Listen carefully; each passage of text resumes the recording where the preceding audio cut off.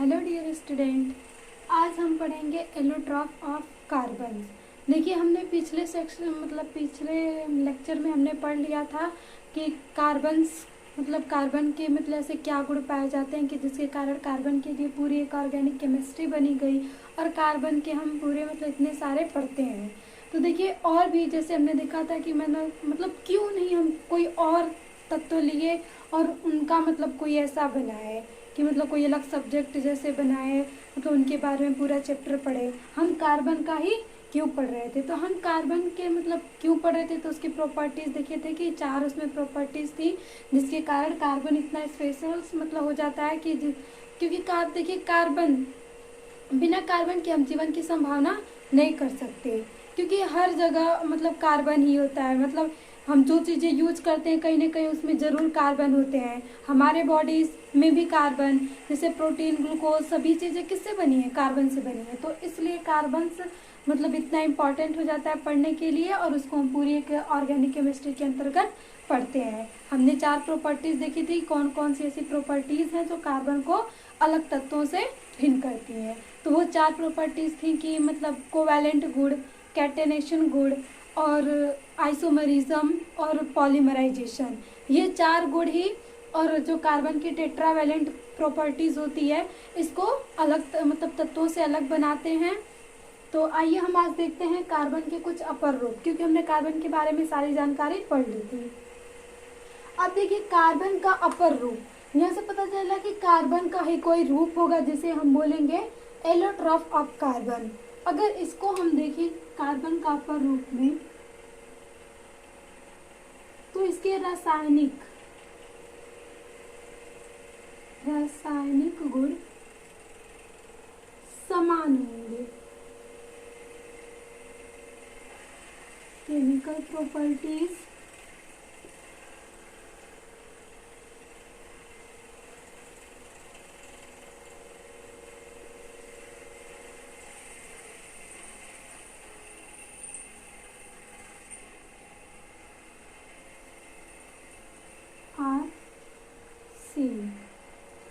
जो कार्बन के अपर रूप होंगे उनके केमिकल जो रासायनिक गुण होंगे वो समान होंगे, लेकिन डिफरेंस जो होगा वो होगा फिजिकल प्रॉपर्टीज।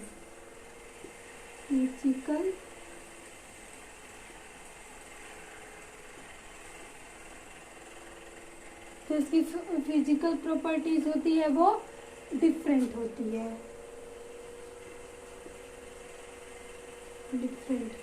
भौतिक गुण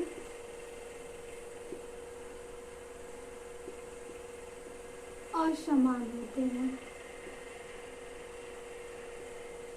इन्हें ही हम बोलते हैं कार्बन के अपर रूप, जिसमें रासायनिक गुण समान हो लेकिन भौतिक गुण, फिजिकल प्रॉपर्टीज अलग हो, उसे हम बोलते हैं कार्बन के अपर रूप। और कार्बन के 3 अपर रूप पाए जाते हैं।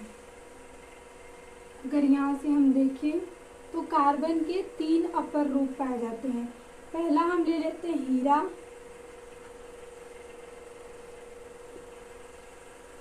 डायमंड्स, दूसरा हम लेंगे ग्रेफाइट,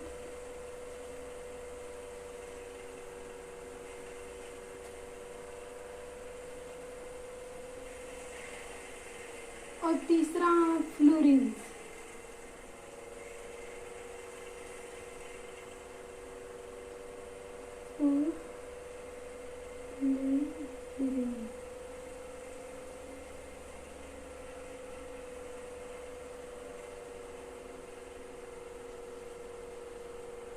ये 3 कार्बन के अपर रूप पाए जाते हैं, हीरा, ग्रेफाइट और फ्लोरेंस। देखिए, जो हीरा है डायमंड्स के हमने कुछ लोग होंगे जो रियली भी देखे होंगे और कुछ लोग होंगे नहीं, तो अगर रियली नहीं देखे हैं तो हम इमेज में या मूवी या टीवी में कहीं ना कहीं हीरा हम देखे होंगे। तो देखिए, हीरा एक बहुत ही कठोर होता है और चमकदार होता है। तो इसके जो रासायनिक गुण होंगे तीनों के तो समान ही होंगे, लेकिन इसकी फिजिकल प्रॉपर्टीज होगी कि इसमें कठोरता, मेल्टिंग पॉइंट, बॉइलिंग पॉइंट, और इसमें इलेक्ट्रिसिटी की कंडक्टर कौन है कौन नहीं है, यही फिजिकल प्रॉपर्टीज के अंतर्गत आती है और यही डिफरेंस होता है और कार्बन के 3 एलोट्रॉप पाए जाते हैं। तो देखिए, अगर हम हीरा में देखें तो ये हार्ड होता है और चमक मतलब कठोर,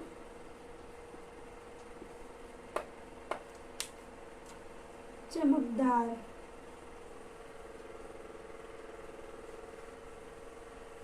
इसमें ब्राइटनेस होती है और इसका मेल्टिंग पॉइंट हाई होता है और ये बैड कंडक्टर होता है, बैड कंडक्टर, यानी इसमें इलेक्ट्रिसिटी का फ्लो नहीं होता है। देखिए ये सभी सिलेबस में है और क्वेश्चंस ये नहीं कि मतलब डायमंड्स क्या होते हैं, क्वेश्चंस यहीं से बनेगा कि मतलब जो इसकी फिजिकल प्रॉपर्टीज है, पूछ सकता है कि क्या हीरा में मतलब वो कंडक्टर है कि नहीं, तो जो हीरा होता है वो बैड कंडक्टर होता है। अब देखिए ये बैड कंडक्टर आया कैसे, तो मतलब हम किस आधार पे बोल रहे हैं कि ये बैड कंडक्टर है और किस आधार पे बोल रहे हैं कि ये बहुत हार्ड है और बहुत चमकदार है। तो देखिए हमने कार्बन में कैटेनेशन गुण पढ़ा था और कार्बन की एक स्पेशल फीचर है कि वो 4 कार्बन से ऐसे मिलके बना होता है। तो जो हीरा होता है उसमें यही मतलब 3D में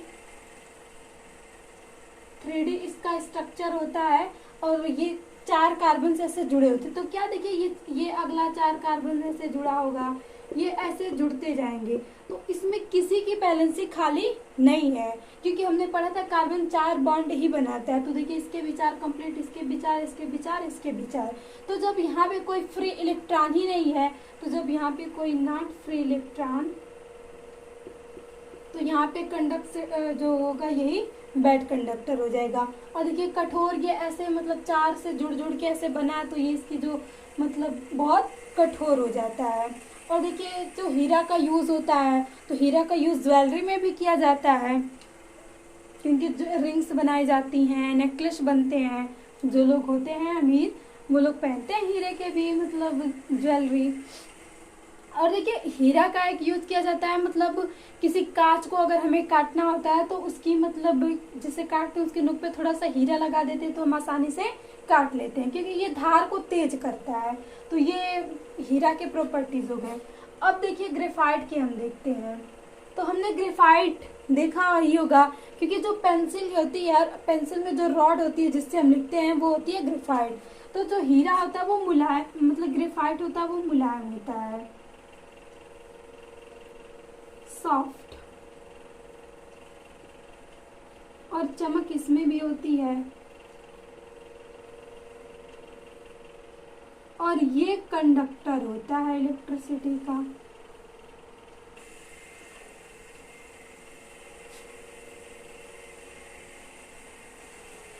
देखिए ग्रेफाइट जो होता है वो मतलब इसके लगभग अपोजिट ही है।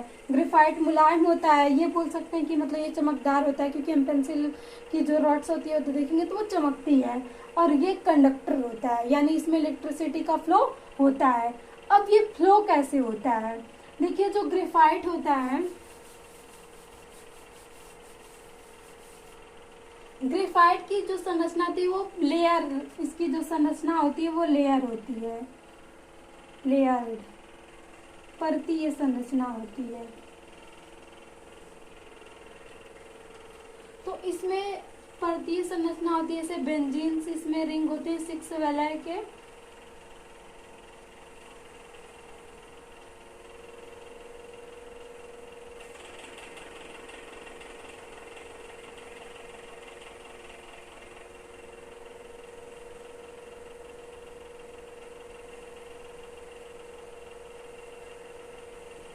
ये कुछ ऐसे ऐसे करके जुड़े होते हैं, ये आपस में ये वंडरवाल्स द्वारा यहाँ पे ये जुड़े होते हैं। ये एक परत हम मान लेंगे और ये एक परत मान लेंगे। देखिए इसमें जो होता है एक कार्बन की वैलेंसी खाली रह जाती है क्योंकि हम यहाँ से देखते हैं 4 कार्बन होता है, तो ये एक बंद इसका खाली रह जाता है और फिर इलेक्ट्रॉन मिल जाते हैं। इसी के कारण जो ग्रेफाइट होता है उसमें इलेक्ट्रिसिटी का फ्लो होता है क्योंकि जहाँ भी फ्री इलेक्ट्रॉन्स मिलेंगे वहाँ इलेक्ट्रिसिटी का फ्लो होना अनिवार्य है। तो इसमें यही बैलेंस इसकी खाली रह जाती है, इसके कारण इसमें इलेक्ट्रिसिटी का फ्लो होता है। अब देखिए फ्लोरेंस, फ्लोरेंस इसमें जब हम फ्लोरेंस देखते हैं, फ्लोरेंस देखिए एक बहुत बाद मतलब ये लगभग 1885 में, मतलब 1985 में इसकी खोज हुई थी। 1985 में साइंटिस्टों ने इसे सर्च किया था कि फ्लोरेंस भी एक होता है जो कार्बन का अपर रूप है।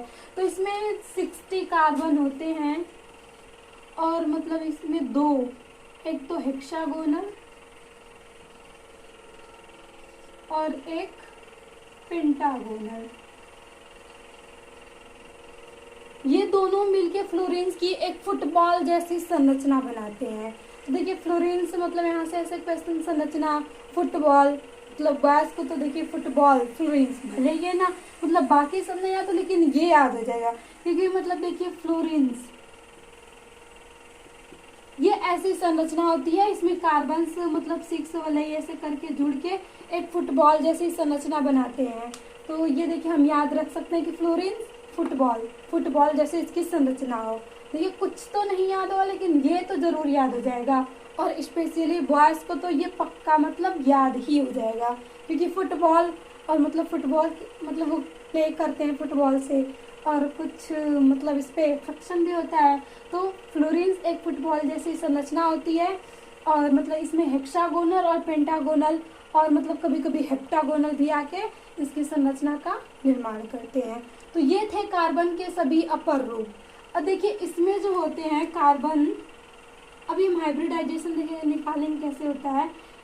इसमें sp3 और इधर sp2 और इसमें भी sp2 हाइब्रिडाइज होते हैं। तो ये हो गए कार्बन के अपर रूप। अब हम पढ़ेंगे कार्बन के कंपाउंड, मतलब क्या क्या इसके कितने प्रकार के कंपाउंड होते हैं।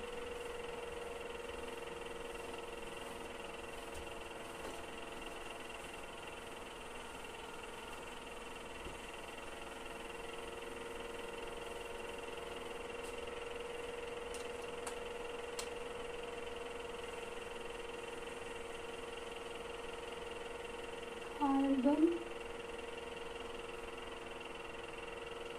कंपाउंड ऑफ कार्बन,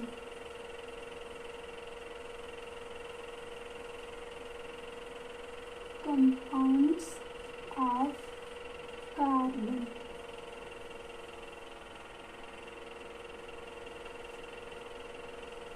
अब देखिए हमने कार्बन के बारे में जानकारी पढ़ ली कि कार्बन में मतलब क्या क्या गुण पाए जाते हैं।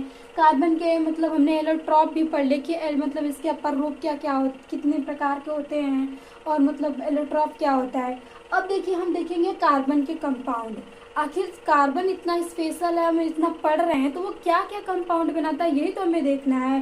आखिर हम पढ़ ही क्यों रहे हैं, क्योंकि हमें कंपाउंड चाहिए। हम देखेंगे कि आखिर कार्बन क्या क्या बना लेता है, तो हमें आगे कार्बन के कंपाउंड ही पढ़ना है। क्योंकि मतलब जो भी चीज़ें यौगिक वही तो मिलके अलग अलग मतलब पदार्थों का निर्माण करते हैं। अब इसमें कार्बन से एटम से जो होगा वो मिल के बनाएगा। तो देखिए इसको हम 3 भागों में डिवाइड कर सकते हैं।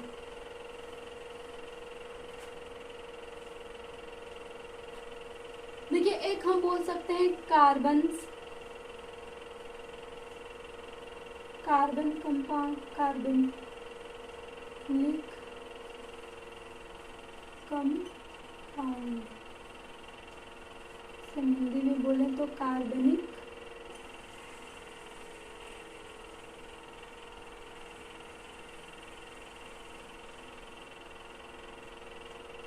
कार्बन के यौगिक,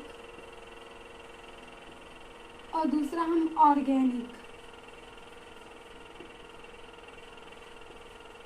कंपाउंड, और तीसरे को हम बोलेंगे हाइड्रोकार्बन्स, जिसके बारे में आगे हम पढ़ेंगे। हाइड्रोकार्बन,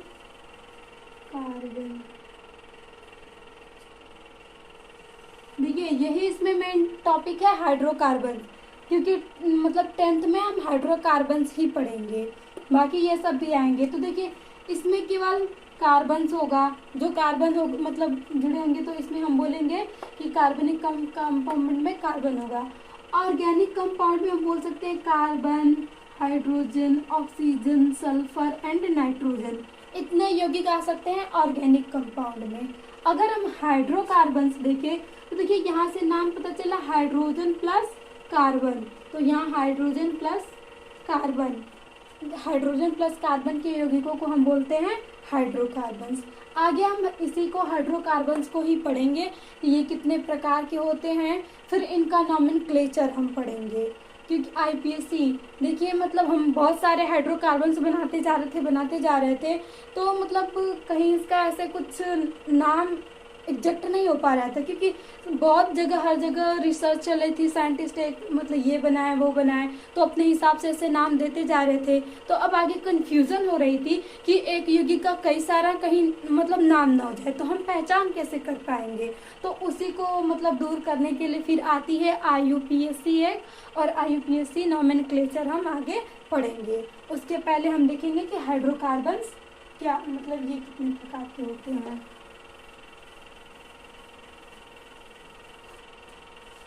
हाइड्रो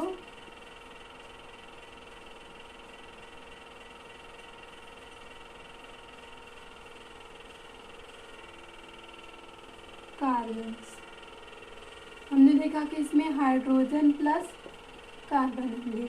अब देखिए हाइड्रोकार्बन्स को हम दो भागों में डिवाइड कर देते हैं, एक को हम बोलेंगे ओपन चैन और दूसरे को हम बोल सकते हैं क्लोज्ड चैन, मतलब खुली श्रृंखला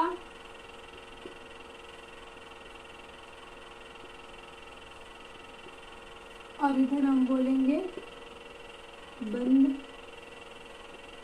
श्रृंखला। इसको हम एक और नाम दे सकते हैं एलिफैटिक।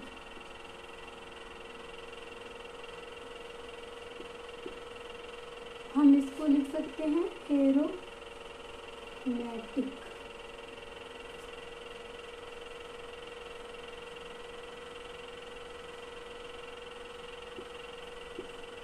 और भी हम इसमें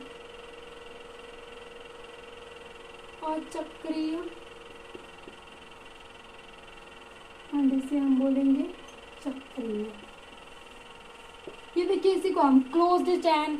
अब देखिए चैन, क्लोज्ड चैन का मतलब कि हम उसे बंद कर देंगे तो वो क्लोज्ड चैन आ जाएगी, मतलब उसे हम चैन लेंगे दो एंड कर देंगे तो वो बंद हो जाएगा, तो जब बंद हो जाएगा तो वो क्या आ जाएगा, चक्रीय होगा, और ये एरोमेटिक नाम दिया जाता है। और इधर हम पढ़ते हैं एलिफैटिक, ओपन चैन मतलब खुली श्रृंखला वाले, ये बंद नहीं होगा, तो ये जब बंद नहीं होगा तो क्या होगा, अचक्रीय मतलब होगा।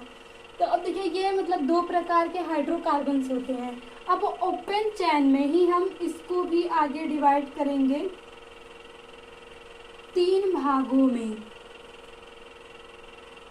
पहले दो भागों में हम इसको देख लेते हैं। एक होगा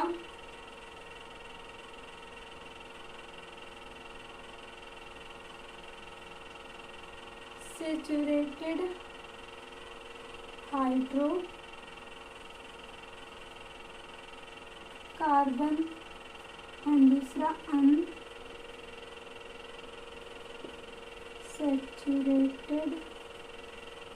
हाइड्रो कार्बन। इसको हम बोलेंगे संतृप्त और इसे हम बोलेंगे असंतृप्त।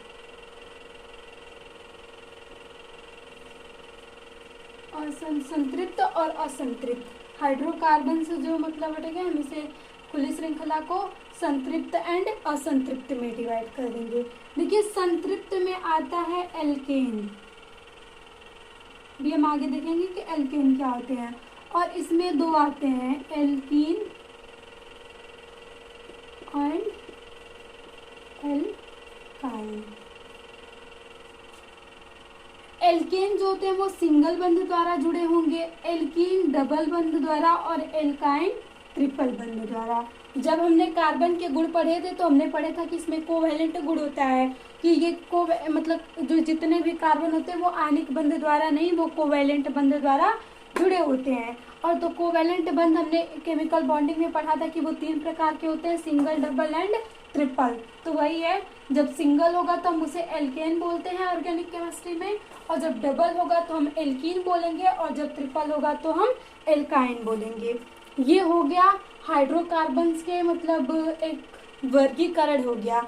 अब हम देखेंगे कि एल्कीन क्या होता है।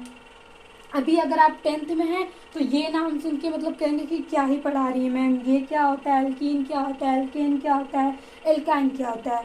तो आप टेंशन ना लीजिए, मतलब बस हम आगे पढ़ते जाएंगे कि एल्केन क्या होता है, एल्कीन क्या होता है, एल्काइन।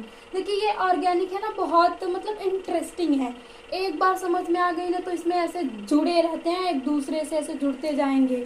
मतलब इसमें एक लिंक, जैसे हम कार्बन्स में ही हमने सबसे पहले गुड कैटेनेशन का पढ़ लिया था, तो वैसे इस पूरे चैप्टर को हम एक कैटेनेशन, एक श्रृंखला से जोड़ते जाएंगे। और ये मतलब इन्हीं, देखिए एल्केन, एल्कीन और एल्काइन यही मेन हाइड्रोकार्बन्स हैं। अब आगे इन्हीं के हम मतलब अपर रूप ऐसे बनाते जाएंगे और उनको पढ़ते जाएंगे, जैसे अल्कोहल आ जाएगा, एल्डिहाइड आ जाएगा, ये सारी चीज़ें। तो बस मतलब आप ज़्यादा टेंशन ना लें, हम ऐसे धीरे धीरे करके पढ़ते जाएंगे। अब देखिए इसको हमें नामेनक्लेचर पढ़ना होगा कि एल्केन, एल्कीन, एल्काइन होगा, तो मतलब हम क्यों एल्केन लिख रहे हैं, क्यों एल्कीन लिख रहे हैं, क्यों एल्काइन लिख रहे हैं, तो हम इसे कैसे लिखते हैं वो हम नामेनक्लेचर की जब मतलब बेस तैयार करेंगे, हमें नामेनक्लेचर के लिए क्या क्या चाहिए तो उसमें हम देखेंगे। ये देखिए यहाँ पे एल मतलब इतना, ये सब तो सब में है एल के, यहीं पे यही डिफरेंस है सभी में ना, और इसी को हम बोलते हैं अनुलग्न, मतलब बाद में लग रहा है सफिक्स। तो ये सफिक्स ही मतलब नोमेनक्लेचर ही से ये लगा है कि हम इसे एन बोल रहे हैं, इन बोल रहे हैं और आइन बोल रहे हैं। तो आगे हम उसी को देखेंगे। ये था हाइड्रोकार्बन्स का पूरा एक विवरण। चक्रीय में हम चक्रीय वाला पढ़ेंगे, तो देखिए इसको भी हम आगे, जैसे एक में हम पढ़ेंगे सिंपल मतलब चक्रीय, और एक हम पढ़ेंगे कि मतलब विषम चक्रीय। इसमें हम इसको भी दो भागों में डिवाइड कर देंगे, समचक्रीय और जो दूसरा हो जाएगा वो हो जाएगा विषम। हमने खुली श्रृंखला को मतलब दो भागों में डिवाइड कर दिया, सेचुरेटेड एंड अनसेचुरेटेड, संतृप्त और असंतृप्त। और हमने बंद श्रृंखला को भी दो भागों में, समचक्रीय और विषम चक्रीय। देखिए जो समचक्रीय होगा, जो उसमें एटम्स होंगे समान प्रकार के जुड़े होंगे, और विषम चक्रीय में जो एटम्स होंगे वो समान प्रकार के ना होंगे, भिन्न भिन्न होंगे, तो उन्हें हम बोलेंगे विषम चक्रीय। तो हम आगे मतलब नेक्स्ट वीडियो में हम इस नोमेनक्लेचर में सबसे पहले इसके बेस बनाएंगे और फिर देखेंगे कि ये एल्केन, एल्कीन, एल्काइन आखिर ये क्या वर्ड है, जो मतलब 10th वालों के लिए तो एकदम बिल्कुल नया ही होगा। ये सब हम देखते जाएंगे और मतलब इनसे मुलाकात करेंगे कि भाई आप आए हो तो मतलब नए हो तो मिलिए हमसे, फिर हम इन्हें पढ़ते जाएंगे, फिर मतलब नोमेनक्लेचर भी लिखते जाएंगे और ये बिल्कुल आसान हो जाएगा। तो आप बिल्कुल भी टेंशन ना लें कि ऑर्गेनिक केमिस्ट्री नहीं समझ में आ रही है, बोर्ड्स में क्या होगा। बस आप कंसंट्रेटली बने रहें हमारे साथ और अपने सारे कंसेप्ट को क्लियर करते रहें। जो भी डाउट्स हो तो कमेंट सेक्शन में लिख के आप मतलब कमेंट सेक्शन में लिख दें, हम ज़रूर आंसर करेंगे। तो थैंक यू, मिलते हैं नेक्स्ट वीडियो में। और नेक्स्ट वीडियो में हम पढ़ेंगे नोमेनक्लेचर। ये पूरे कार्बन के जितने गुण और मतलब इसके वर्गीकरण, ये सभी चीज़ें पढ़ ली हमने। अब हमें पढ़ना है कार्बन के नोमेनक्लेचर करना है कि आखिर, अब देखिए ये सभी नाम आए हैं, तो जैसे कोई बच्चा होता है जब जन्म लेता है तो उसका नामकरण किया जाता है, तो वैसे ये भी आएंगे तो इनका भी जो साइंटिस्ट है उन्होंने नामकरण किया, तो उसके लिए एक IUPAC आती है, वही उसी के हिसाब से हम नोमेनक्लेचर करते हैं। तो मिलते हैं नेक्स्ट वीडियो में। Thank you.